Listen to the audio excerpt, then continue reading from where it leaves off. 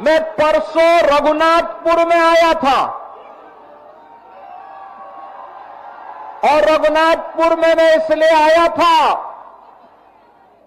क्योंकि एक खानदानी माफिया वहां पर फिर से कब्जा करना चाहता है।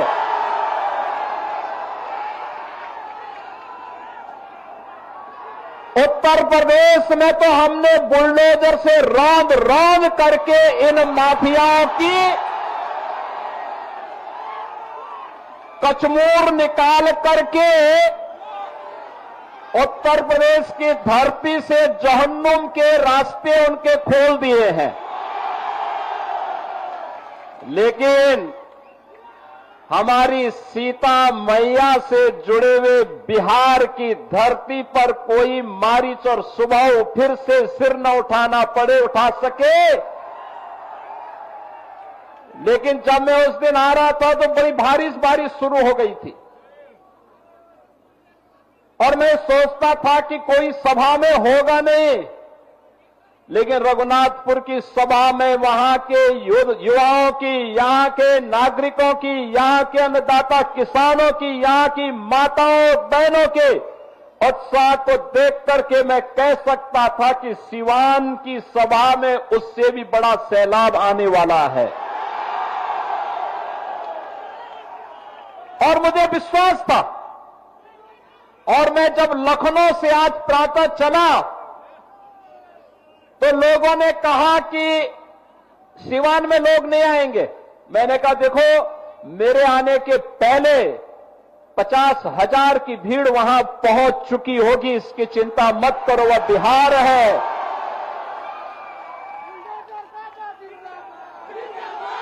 एक छोटे मोटे आंधी तूफानों से कोई बिहार के वासियों से टकरा नहीं सकता है। बिहार का नौजवान देश और दुनिया के अंदर जहां कहीं गया है, उसकी बुद्धि, उसकी मेधा का लोहा सबने माना है। लेकिन अब समय आ गया है, समय आ गया है। पिछले 20 वर्ष में नीतीश बाबू के नेतृत्व में सुशासन की जो नींव मजबूत हुई है, उस पर बिहार की मेधा और बिहार की बुद्धि के बल पर एक सुदृढ़ भवन का निर्माण करना है जो विकसित बिहार के निर्माण में योगदान दे सके। और इसके लिए आपका आह्वान करने के लिए आज मैं वापस यहां पर आपके बीच आया हूं।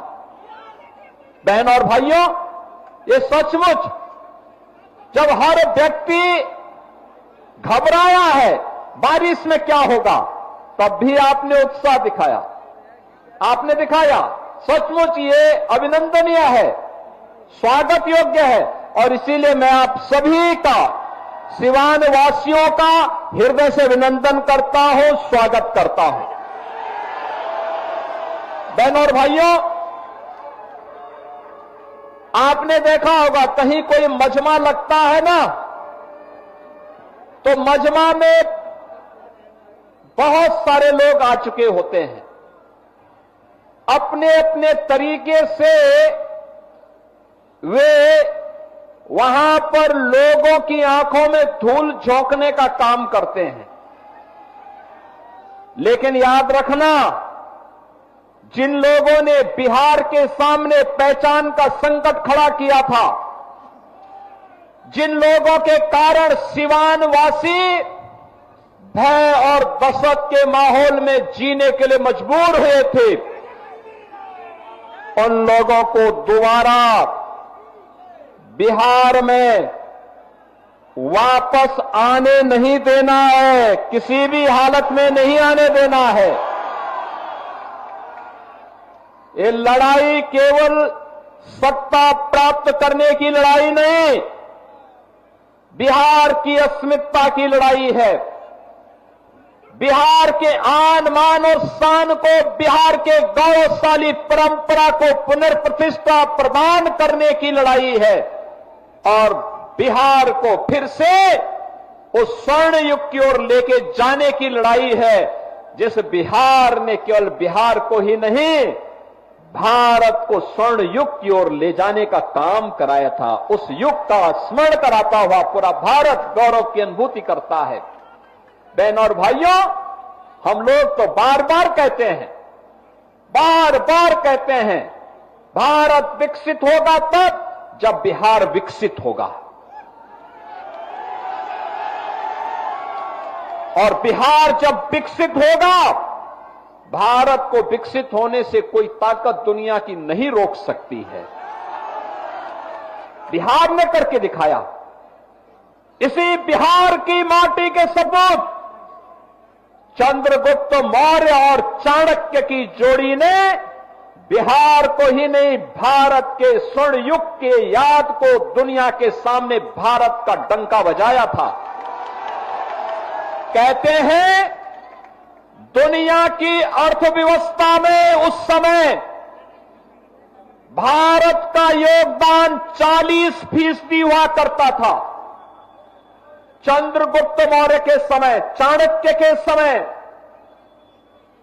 शौर्य और पराक्रम चंद्रगुप्त मौर्य का, बुद्धि और मेधा और मार्गदर्शन चाणक्य का, और बिहार भारत को विकसित भारत के रूप में, दुनिया के सिरमौर के रूप में, सोने की चिड़िया के रूप में दुनिया के सामने प्रस्तुत किया था। यही बिहार प्रस्तुत किया था, यही पटना, यही पाटलिपुत्र किया था।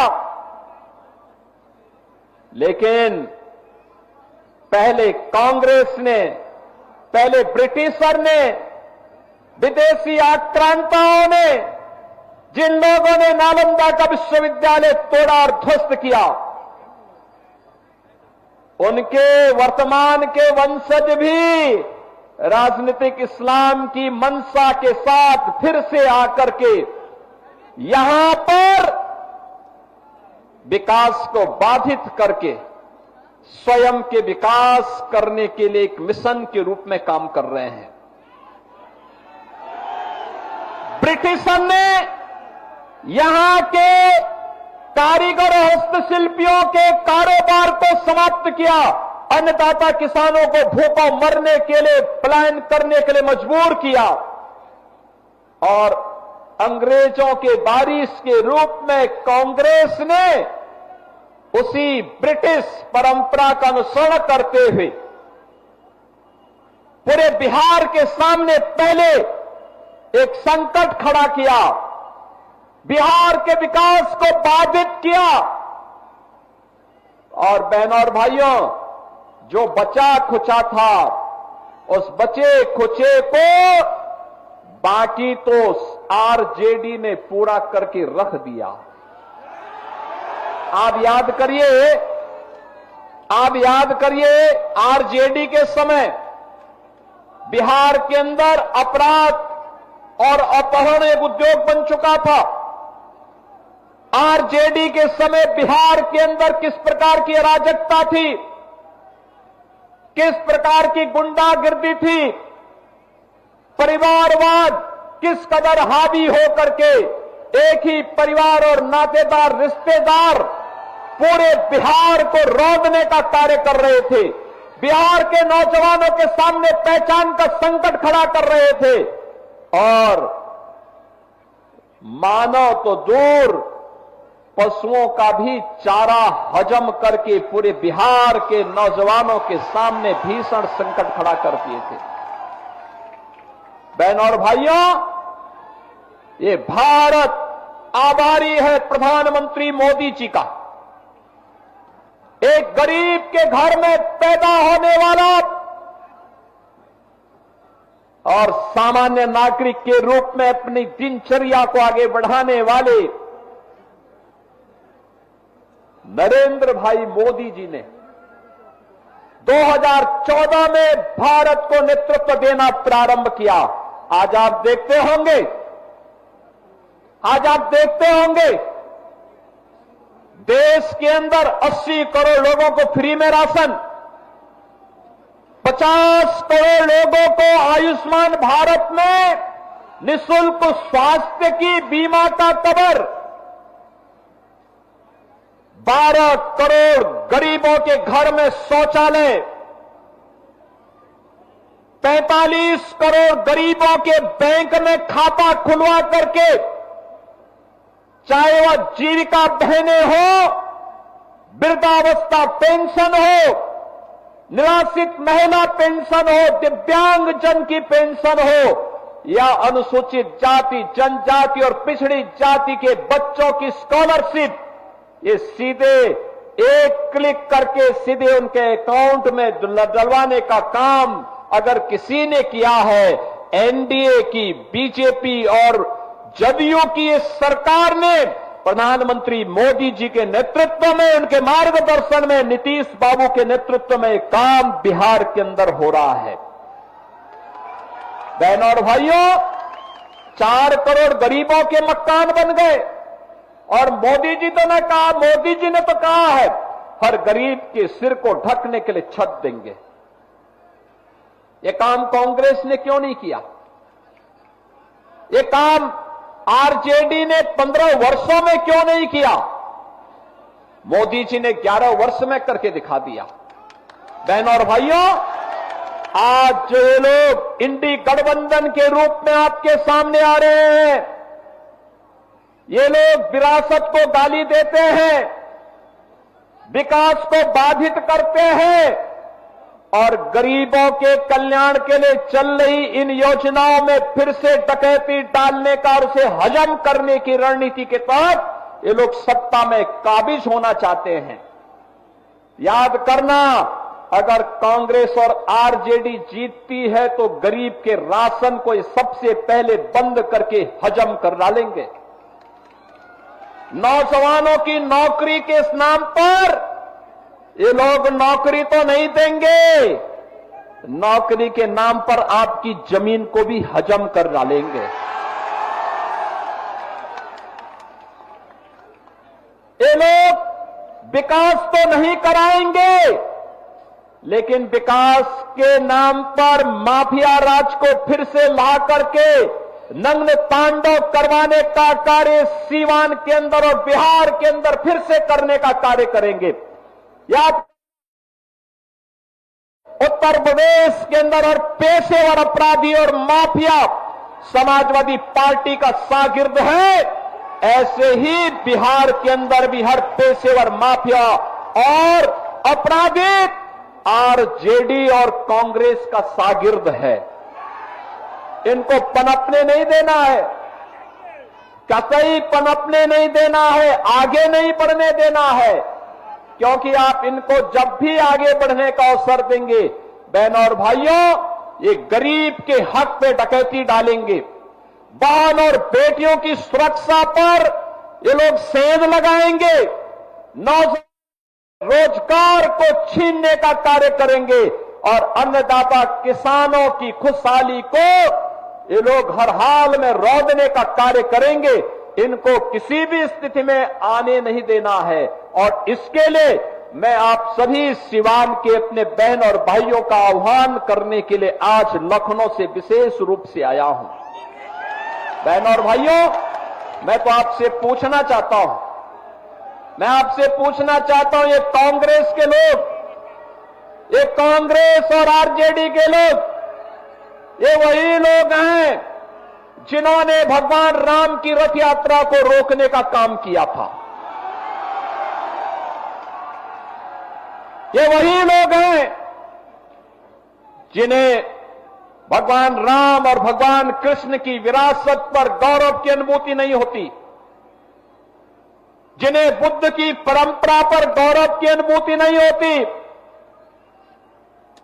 जो लोग डॉक्टर राजेंद्र प्रसाद जी का, जिन लोगों ने डॉक्टर राजेंद्र प्रसाद जी का, लौह पुरुष सरदार वल्लभ भाई पटेल जी का, बाबा साहब डॉक्टर भीमराव अंबेडकर जी का, लोकनायक जयप्रकाश नारायण जी का और कर्पूरी ठाकुर जी का जिन लोगों ने अपमान किया हो, वे कांग्रेस के लोग।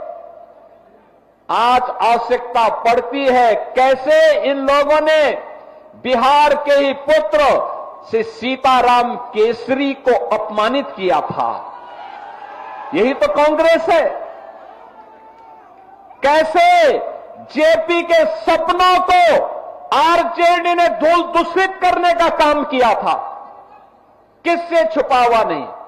बहनों और भाइयों, राजेंद्र बाबू जब सोमनाथ के मंदिर के पुनरुद्धार के लिए जा रहे थे, कांग्रेस के उस समय के प्रधानमंत्री पंडित जवाहरलाल नेहरू ने कहा मत जाओ।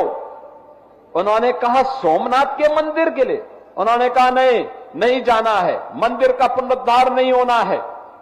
राजेंद्र बाबू ने कहा कि मैं बिहार में जन्मा हूं और सोमनाथ भारत के गौरव का प्रतीक है, पहला द्वादश ज्योतिर्लिंगों में पहला ज्योतिर्लिंग है।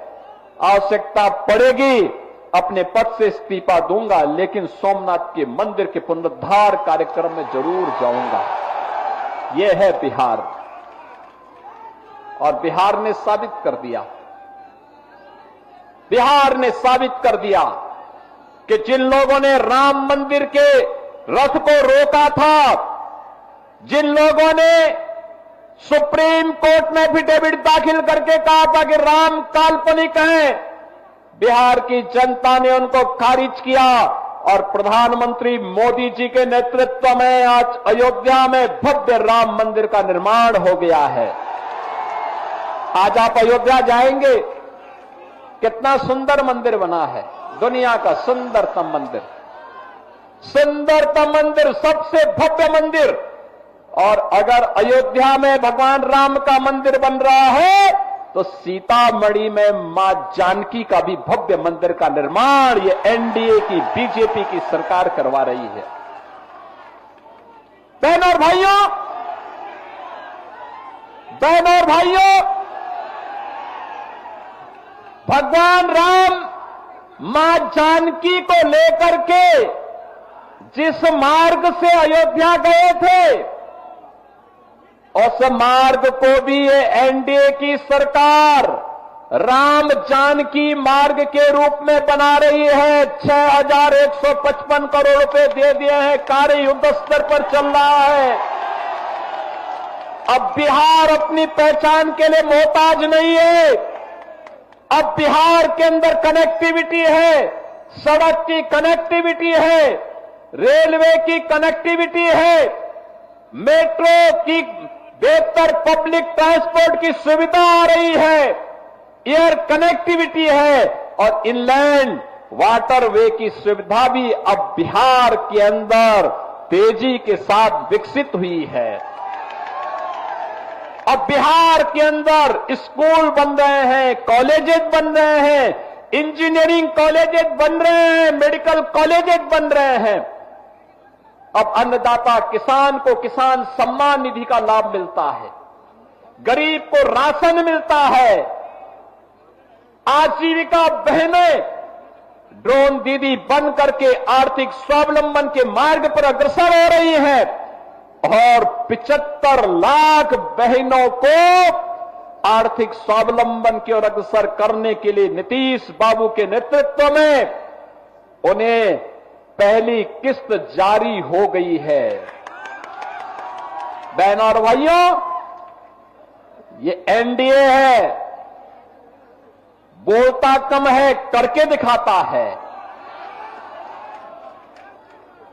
ये झूठे वायदे नहीं करता, पहले करता है फिर बोलता है। हमने कहा था ना कि रामलला हम आएंगे, मंदिर वहीं बनाएंगे, हो गया ना। एनडीए ने कहा था ना यूपी में कि आएंगे, माफिया राज यूपी का समाप्त करेंगे, दंगे फसाद समाप्त करेंगे। बहनों और भाइयों, 8.5 वर्ष में एक भी दंगा नहीं हुआ, और अगर किसी ने दंगा करने का साहस किया तो उसको तो जेल के अंदर ठोसा ही, उनकी पूरी प्रॉपर्टी भी कब्जे में लेकर के गरीबों के आवास बना दिए गए। अब यूपी में दंगा नहीं, सब चंगा है। अब यूपी में दंगा नहीं कर सकता कोई। पर्व और त्योहार के पहले, दंगाई के पहले की उसको बता दिया जाता है कि भाई दंगा करोगे तो खानदानी पूरी प्रॉपर्टी भी जाएगी, कहीं भीख भी नहीं मिलेगी। बहनों और भाइयों, और हमने कहा था ना, माफिया राज सदैव के लिए समाप्त करेंगे और बहुत अच्छे ढंग से उनके जहन्नुम के टिकट काटे गए। बहुत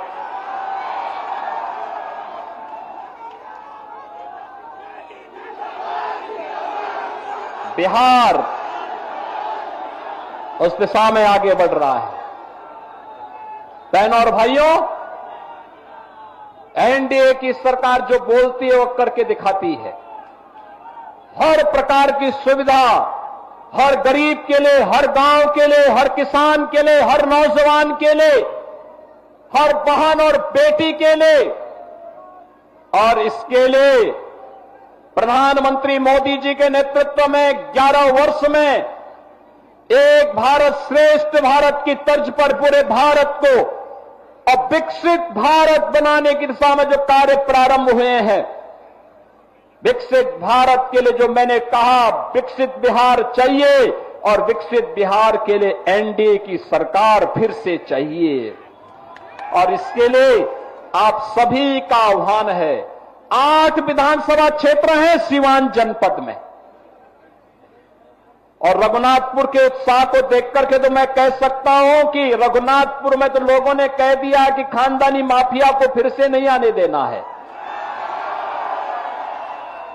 और मैं कह सकता हूं कि सीवान की सभा को भारी बरसात के बावजूद मैं कह सकता हूं कि सीवान की जनता ने तय कर दिया है कि सीवान के साथ साथ जितनी भी हमारी विधानसभाएं हैं, दरोदा है, बढ़हरिया है और अन्य 8 विधानसभाओं में एनडीए का परचम लहराएगा। इंडी गठबंधन गर्त में जाएगा। इनका झूठ और फरेब अब नहीं चलने वाला है। फिर से नीतीश बाबू के नेतृत्व में, प्रधानमंत्री मोदी जी के मार्गदर्शन में बिहार के अंदर एनडीए की सरकार को हमें बनाना है और एक सुशासन की सुदृढ़ नींव पर विकसित बिहार की परिकल्पना को साकार करना है। क्या आप सहमत हैं? बिहार विकसित होना चाहिए ना? विकसित बिहार के लिए सहमत हैं? इस सड़क के इस पार के लोग क्या आप नहीं चाहते क्या? घर के ऊपर, छत के ऊपर, इधर जो नौजवान खड़े हैं पीछे, इधर भी काफी दूर तक है।